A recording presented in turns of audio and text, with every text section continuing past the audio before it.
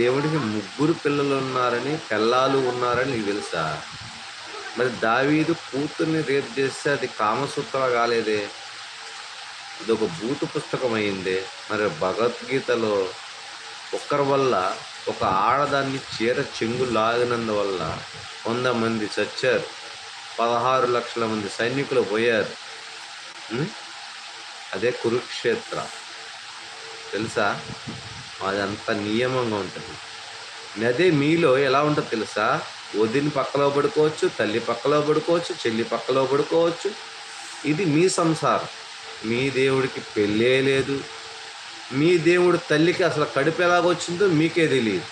మరి ఎవరు సనాతన ధర్మంలో ఉన్నారు, ఎవరు ధర్మబద్ధంగా బతుకుతున్నారో ఒక్కసారి ఆలోచించు. ఒరే మూర్ఖుడా, మీ క్రిస్మస్కి కూడా నేను 20-30 వేలు దానం ఇస్తాను రా దరిద్రుడా.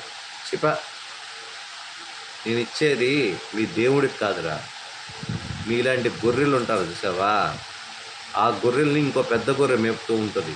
అది ఇంకా పెద్ద గొర్రె. అది మీరు అడుక్కున్నది ఇంకో పోయి వాళ్ళకి ఇస్తుంటారు.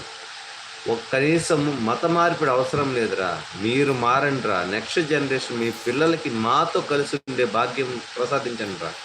మాతో అంటే హిందూ తత్వంలో